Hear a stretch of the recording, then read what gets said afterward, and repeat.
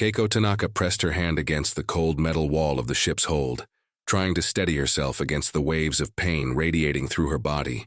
Around her, 23 other Japanese women sat in terrified silence, waiting for what they believed would be their execution. They had been taught that capture by Americans meant torture, humiliation, and death. What they were about to discover would shatter everything they had been told about their enemy. Late November 1944, the USS transport ship cut through the gray waters of San Francisco Bay, carrying cargo that would have seemed impossible just months earlier. Japanese women prisoners of war, captured during the brutal Battle of Saipan. In the converted cargo hold, Keiko Tanaka sat among 24 women, her body aching from weeks of confinement on hard surfaces, her mind racing with images of the horrors she expected to face. She was 26 years old, though she felt decades older. Before the war consumed everything, she had worked as a civilian nurse in Saipan's small hospital, tending to the growing number of Japanese settlers who had made the island their home. She had treated children with fevers, helped deliver babies, set broken bones. Simple work, honest work. Then the Americans came. The battle for Saipan had been apocalyptic. For 3 weeks in June and July of 1944, the island had become hell on earth. Japanese military commanders had gathered the civilian population and delivered their final instructions. Death before dishonor. Capture by the Americans would mean unspeakable torture. The women would be raped repeatedly. The children would be murdered in front of their parents. Better to die by your own hand than fall into the clutches of the American demons. Keiko had watched thousands of her fellow civilians make their choice. At Marpy Point, on the island's northern cliffs, families had held hands and jumped together into the sea below. Mothers had thrown their children off the cliffs before following them into the void. Men had detonated grenades while clutching their wives and daughters. The water at the base of the cliffs had turned red with blood. She had tried to reach the cliffs herself. Injured by shrapnel during an American artillery barrage, she had dragged herself across the rocky terrain, determined to die with honor rather than face capture. But her body had failed her. She had collapsed just yards from the cliff edge, consciousness fading, waiting for death to claim her. Instead, she had awakened to find an American Marine kneeling beside her. She had closed her eyes and waited for the knife across her throat, the bullet to her head. But the Marine had simply lifted her onto a stretcher and carried her to a field hospital. A medic had cleaned and bandaged her wounds, offered her water, spoken to her in soft tones she couldn't understand. She had refused the water, certain it was poisoned. She had turned her face away from the medic's kindness, knowing it must be a cruel prelude to something worse. That had been 5 months ago. Since then, she had been processed through a series of temporary holding facilities, always waiting for the torture to begin, always bracing herself for the horrors she had been promised. But they never came. Instead, there had been medical examinations, adequate food, clean water. There had been confusion and disbelief, but no violence. Now, as the ship approached the San Francisco docks, Keiko felt a different kind of fear settling over her. They were being taken to the American homeland. Surely here, far from the eyes of international observers, the mask would finally drop. Here, the Americans would reveal their true nature. The ship's engines changed pitch as they began docking procedures. Around Keiko, the other women stirred nervously. Some were civilians like herself, captured on Saipan or Tinian. Others were military nurses who had been unable to evacuate before the islands fell. All of them shared the same haunted expression, the same terrible certainty about what awaited them. The hold's door opened with a metallic screech. Keiko flinched, her body tensing. American soldiers descended the stairs, and she prepared herself for the worst. But the soldiers were carrying boxes, not weapons. They began distributing blankets, thick wool blankets that looked impossibly clean and soft. One soldier, a woman in uniform, approached Keiko and draped a blanket around her shoulders. The woman smiled and said something in English, her tone gentle. Keiko stared at the blanket in her hands, unable to process what was happening. This had to be a trick, some kind of psychological torture designed to make the eventual cruelty even more devastating. She looked at the other women, seeing her own confusion reflected in their faces. They were led off the ship in small groups, up onto the deck where cold November wind whipped across the bay. Keiko's legs trembled as she walked, Partly from fear and partly from weeks of inactivity and poor nutrition, her body ached in ways she had never experienced before. The simple act of sitting had become painful, her malnourished frame unable to cushion itself against hard surfaces. Every step sent jolts of discomfort through her spine and hips. The women were loaded onto buses with barred windows. As they drove through San Francisco's streets, Keiko pressed her face to the glass, staring at a world that seemed impossibly prosperous. Buildings stood intact, undamaged by war. People walked the streets in clean clothes, carrying packages, going about their daily lives as if the world wasn't burning. She had expected to see hatred in their faces, anger at the Japanese enemy. Instead, most people simply ignored the buses, too absorbed in their own concerns to notice the cargo of prisoners passing by. They arrived at Angel Island in the middle of the bay, a former immigration station that had been converted to process prisoners of war. As Keiko stepped off the bus, she noticed that the facility was divided into separate sections. The women were being kept apart from male prisoners, housed in their own barracks with female guards. The processing began immediately. Each woman was photographed, fingerprinted, and given a prisoner number.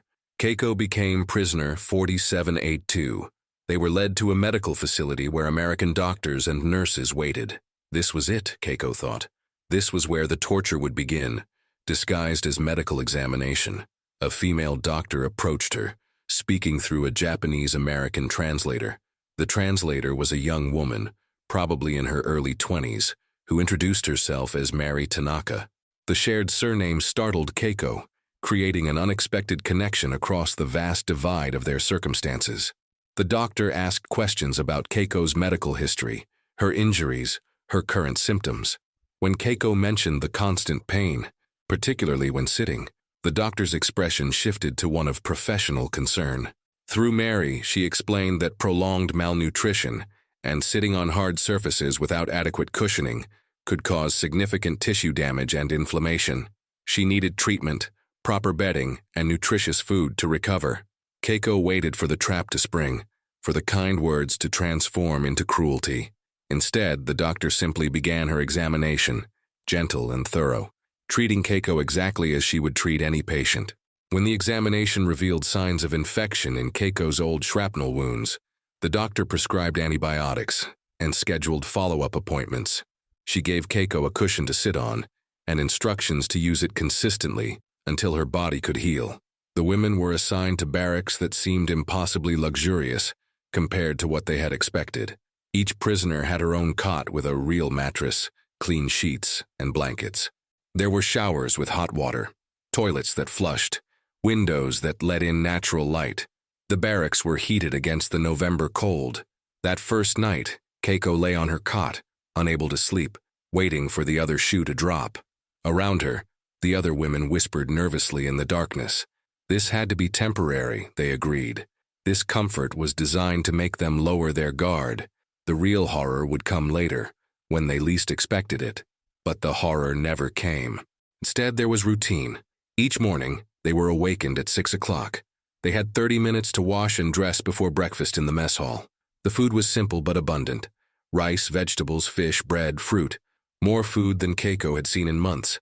More food than many Japanese civilians were receiving back home, as the war tightened its grip on the home islands. At first, many of the women refused to eat, still convinced the food was poisoned or drugged. But hunger eventually overcame fear, and when no one died or fell ill, the resistance crumbled. Keiko found herself eating with an appetite she hadn't felt since before the war. Her body, starved for so long, seemed to awaken with gratitude for every meal. After breakfast came work assignments. The Geneva Convention of 1929, which the United States had signed and actually followed, required that prisoners of war be given meaningful work, but not exploited. The women were assigned to various tasks: sewing and mending uniforms, doing laundry, working in the facility's gardens, creating crafts that would be sold with the proceeds going into a prisoner welfare fund. Keiko was assigned to the medical facility, where her nursing background made her useful. She worked alongside American medical staff, treating minor ailments among the prisoner population. It was strange, surreal even, to be practicing her profession again, to be trusted with medical supplies and patient care. The American nurses treated her as a colleague, teaching her English medical terminology, showing her American medical techniques. She was even paid for her work. Not much, just a few cents per day, but it was actual money that she could use to purchase small items from the camp canteen. Soap, writing paper, pencils. The idea that prisoners would be paid for their labor seemed absurd. Yet another piece of evidence that contradicted everything she had been taught about American barbarism. In the afternoons, there were educational programs. English classes were offered, taught by volunteers from San Francisco. Keiko attended every session, hungry to understand the language of her captors, to decode the mystery of their unexpected humanity. She proved to be a quick learner, her nursing background having already given her some exposure to medical English. There were also recreational activities. A small library had been established with books in Japanese, donated by Japanese American community organizations. There were musical instruments, art supplies, even a radio that played music in the evenings. On Sundays, a Buddhist priest from San Francisco was allowed to visit and conduct services for those who wished to attend. The cognitive dissonance was overwhelming. Everything Keiko had been taught, everything she had believed about the Americans, was being systematically dismantled by the simple reality of decent treatment. She had been told they were demons, monsters who delighted in cruelty. Instead, she found herself surrounded by people who seemed genuinely committed to following rules, maintaining standards, treating prisoners with basic human dignity. The female guards were particularly confusing. Most were members of the Women's Army Corps, professional soldiers who took their duties seriously. They were firm but fair, enforcing rules without cruelty, maintaining order without violence. Some of them even seemed kind, offering words of encouragement, helping prisoners navigate the complex bureaucracy of camp life. One guard, Sergeant Patricia Morrison, took a particular interest in helping the Japanese women adjust. She was a tall woman from Iowa, probably in her mid-30s, with a no-nonsense demeanor that somehow managed to be reassuring rather than threatening. She learned basic Japanese phrases to communicate better with her charges.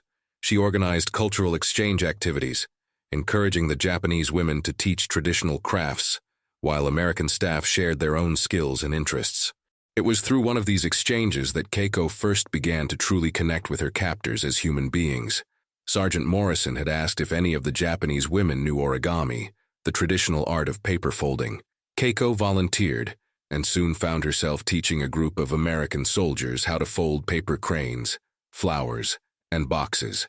As she worked, demonstrating the precise folds and creases, she found herself talking, haltingly in broken English, about her life before the war. The Americans listened with genuine interest, asking questions, sharing their own stories. One young soldier from California talked about her Japanese-American neighbors who had been sent to internment camps. The irony wasn't lost on anyone. Japanese Americans imprisoned in their own country while Japanese nationals were held as prisoners of war, both groups caught in the machinery of wartime fear and suspicion. This revelation about Japanese American internment camps created another layer of complexity in Keiko's understanding. The Americans weren't perfect. They were capable of injustice, of allowing fear to override principle. Yet even in their imperfection, they maintained certain standards. The internment camps, however unjust, weren't death camps. Families were kept together. People weren't systematically starved or worked to death. It was a violation of civil liberties, a stain on American democracy, but it wasn't the genocidal horror that Japanese propaganda had promised. As winter turned to spring in 1945, Keiko's physical health improved dramatically. The pain that had plagued her for months gradually subsided, as proper nutrition and medical care allowed her body to heal. The cushion the doctor had given her became unnecessary, as her body rebuilt the tissue and muscle it had lost. She gained weight, her skin regained its color, her hair stopped falling out. She looked in the mirror one day and barely recognized the healthy woman staring back at her. But as her body healed, her mind struggled with increasingly difficult questions. Letters from Japan, heavily censored but still informative, painted a picture of a homeland in its death throes. American bombers were systematically destroying Japanese cities. Millions of civilians were homeless, starving, dying. The war that Japanese leaders had promised would bring glory and prosperity had instead brought only devastation. And here she was, safe and well-fed in an enemy prison camp, receiving better care than most Japanese civilians were getting in their own country. The guilt was crushing. She had survived when so many had died. She was comfortable while her countrymen suffered. She was beginning to see her captors as human beings, even as they continued to rain destruction on her homeland. In March 1945, Keiko learned that Tokyo had been firebombed. The attack had killed an estimated 100,000 people in a single night, more than either of the atomic bombs would later claim. Her family lived in Yokohama, close enough to Tokyo that she feared for their safety. For weeks she had no word, no way of knowing if they had survived. When a letter finally arrived in May, she wept with relief. Her parents and younger brother had survived, though their home had been destroyed. They were living in a shelter, struggling to find enough food to survive. Her mother's letter was carefully worded to pass the censors, but the desperation bled through every line. They were proud of her, the letter said. They hoped she was being treated well. They prayed for her safe return when the war ended. Keiko wrote back, trying to describe her situation without sounding as if she had betrayed her country by accepting enemy kindness. How could she explain that she was eating 3 meals a day while they starved, that she had access to medical care while Japanese hospitals ran out of supplies, that her American captors treated her with more dignity than Japanese military officers had shown to their own civilians? The translator, Keiko Tanaka, became a confidant during this difficult time. Mary's own story was complicated. Born in California to Japanese immigrant parents, she had grown up American, but looked Japanese. When the war started, her family had been sent to an internment camp in the California desert. Mary had volunteered for military service partly to prove her loyalty, partly to escape the camp. Now she served as a bridge between two worlds, belonging fully to neither. Mary helped Keiko understand American culture, explaining the contradictions and complexities that made the United States so difficult to categorize. America was a nation that could intern its own citizens based on ethnicity, while simultaneously treating enemy prisoners according to international law. It was a country that could be both idealistic and pragmatic, principled and hypocritical, generous and cruel, often all at the same time. Through Mary, Keiko learned about the American concept of individual rights, the idea that every person possessed inherent dignity, regardless of their nationality or circumstances. This was why the Geneva Convention mattered to Americans, Mary explained. It wasn't just about following rules, it was about maintaining a moral standard, even in the midst of war's brutality. Americans wanted to believe they were the good guys, and treating prisoners decently was part of that self-image. It was a stark contrast to the Japanese military philosophy Keiko had been raised with. In that worldview, surrender was the ultimate dishonor. Prisoners had forfeited their right to dignified treatment by choosing capture over death. The Japanese military's treatment of Allied prisoners reflected this belief. Captured soldiers were viewed with contempt, subjected to brutal conditions, worked to death, or simply executed. The death rate among Allied prisoners in Japanese custody would eventually reach 27%, compared to less than 2% for Axis prisoners in American custody. Keiko hadn't known these statistics in 1945, but she was beginning to understand the philosophical divide that produced such different outcomes. She thought about the American Marine who had saved her life on Saipan, the medic who had treated her wounds, the doctors and nurses who had restored her health. None of them had treated her with contempt. None of them had seemed to view her as less than human because she had been captured. Summer arrived, bringing warmer weather and growing rumors that the war was approaching its end. Germany had surrendered in May, allowing the Allies to focus all their resources on defeating Japan. The bombing campaigns intensified. American submarines had effectively cut off Japan from its empire, strangling the flow of resources that had sustained the war effort. Everyone knew the end was coming. The only question was, how much more destruction would occur before Japan accepted the inevitable? On August 6, 1945, everything changed. News filtered into the camp that a single American bomb had destroyed the entire city of Hiroshima. The reports seemed impossible, the casualty figures too large to comprehend. Keiko and the other prisoners struggled to understand what had happened. Some kind of new weapon, the rumors said, a bomb that harnessed the power of the sun itself. 3 days later, Nagasaki was destroyed by a second atomic bomb. On August 15th, Emperor Hirohito addressed the Japanese nation by radio for the first time in history, announcing Japan's surrender. The war was over. The camp erupted in confusion. The American Guard celebrated, relieved that the war had ended without the need for an invasion of Japan that would have cost countless lives on both sides. The Japanese prisoners reacted with a complex mixture of emotions: relief that the killing had stopped, grief for their defeated nation, fear about what would happen next, and an overwhelming uncertainty about their own futures. Keiko sat on her cot, holding her mother's last letter, trying to process the magnitude of what had occurred. Japan had been defeated. The empire was gone. Everything that had been sacrificed, all the death and suffering, had been for nothing. And she had survived it all by being captured by the enemy, by accepting their care, by slowly learning to see them as human beings rather than demons. The guilt threatened to overwhelm her. She had lived while hundreds of thousands had died. She had been comfortable while her nation burned. She had begun to respect her captors even as they destroyed her homeland. What kind of Japanese woman did that make her? What would her family think? What would her community say when she returned? The camp authorities began making arrangements for repatriation. The process would take months, they explained. Ships had to be organized, destinations confirmed, paperwork completed. In the meantime, life in the camp continued much as it had before, though the atmosphere had changed. The war was over, but its consequences were just beginning to unfold.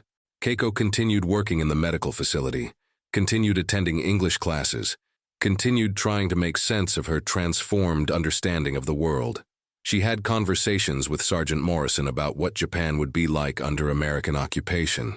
The sergeant was optimistic, talking about reconstruction aid, democratic reforms, helping Japan rebuild into a peaceful nation. Keiko wanted to believe her, but she couldn't shake her fear of returning to a country she no longer recognized. In September, the first detailed reports about conditions in Japan began reaching the camp. The devastation was total. Major cities had been reduced to rubble. Millions were homeless. Food shortages were severe. The economy had collapsed. The occupation forces were struggling to provide basic humanitarian aid to a population on the brink of starvation. Keiko read these reports with growing dread. She was being repatriated to a country that could barely feed its own people, a country where she would be marked as a former prisoner of war, someone who had chosen survival over honorable death. In the rigid social hierarchy of Japanese culture, that stigma might never fade. The repatriation ships began departing in October. Keiko's group was scheduled to leave in early November, almost exactly 1 year after she had arrived in San Francisco. As the date approached, she found herself experiencing an unexpected emotion: reluctance. She wanted to go home, wanted to see her family, wanted to help rebuild her country. But she was also leaving behind a place where she had been treated with dignity, where she had learned that enemies could be human, where she had discovered that the world was far more complex than propaganda had suggested. The night before departure, Sergeant Morrison organized a farewell gathering. American staff and Japanese prisoners shared a meal together, exchanged small gifts, said their goodbyes. Keiko gave the sergeant an origami crane she had folded from red paper, a symbol of peace and hope. The sergeant gave Keiko a small English-Japanese dictionary and a letter of reference testifying to her work in the medical facility. As they said goodbye, Sergeant Morrison spoke through Mary's translation. "You're a good nurse and a good person. I hope you'll use your skills to help your country recover, and I hope you'll remember that not all Americans are demons, just like not all Japanese are fanatics. We're all just people trying to survive in a world gone mad." Keiko boarded the repatriation ship with those words echoing in her mind. The voyage across the Pacific took 2 weeks.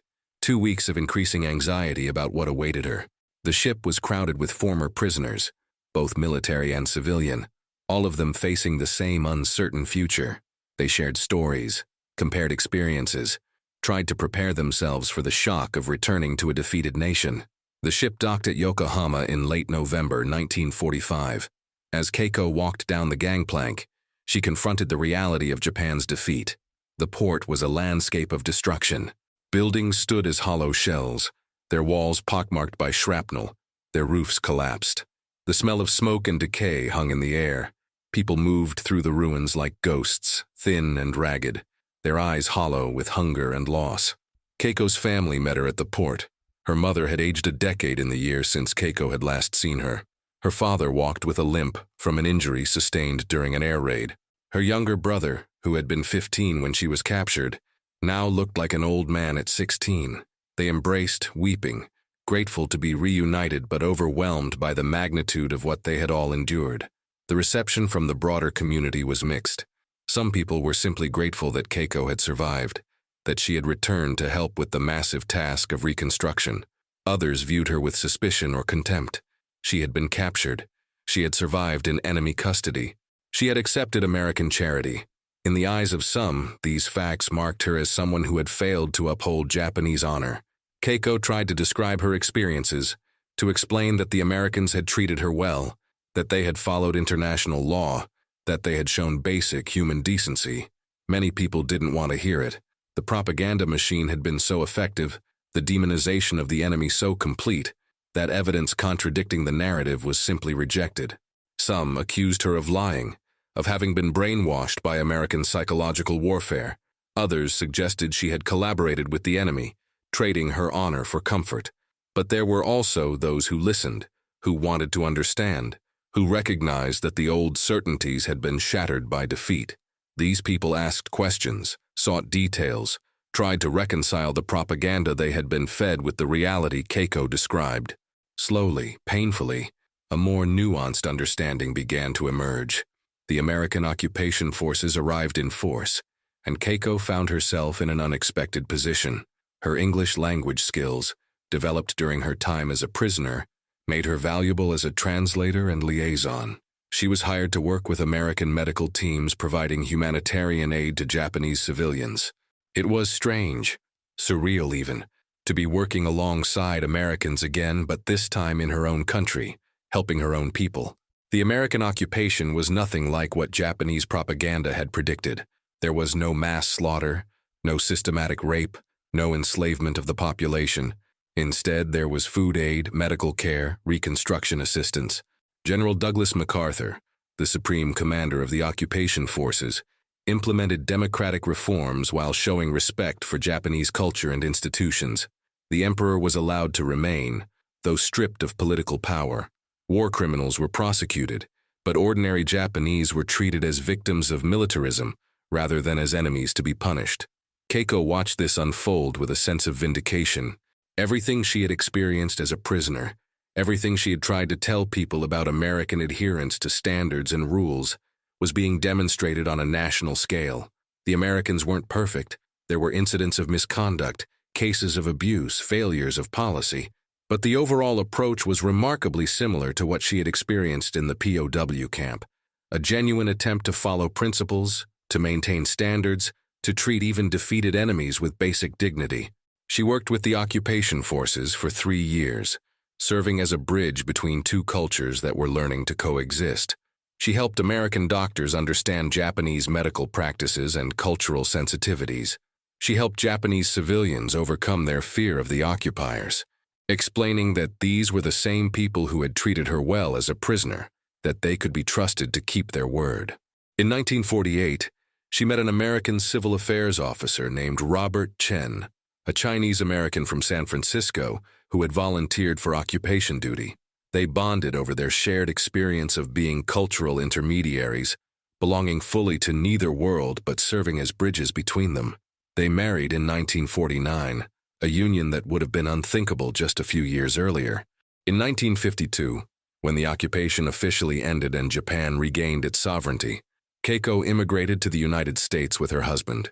They settled in San Francisco, not far from Angel Island, where she had first arrived as a prisoner 8 years earlier. She worked as a nurse at a local hospital, using the skills she had maintained throughout the war and its aftermath. She never forgot her experiences as a prisoner of war, but she also never allowed them to define her entirely. She became active in Japanese-American community organizations, working to build bridges between Japanese immigrants and the broader American society. She spoke occasionally about her wartime experiences, always emphasizing the importance of maintaining human dignity even in the midst of conflict. In the 1980s, a historian researching the treatment of Japanese prisoners of war interviewed Keiko for an oral history project. By then, she was in her 60s, a grandmother, a respected member of her community. The historian asked her to reflect on her experiences, to explain how being a prisoner of war had shaped her understanding of the world. Keiko thought carefully before answering. "When I was captured," she said, "I expected to die. I had been taught that Americans were monsters, that capture meant torture and death. Instead, I found people who treated me according to rules, who provided medical care, who respected my basic humanity even though we were enemies.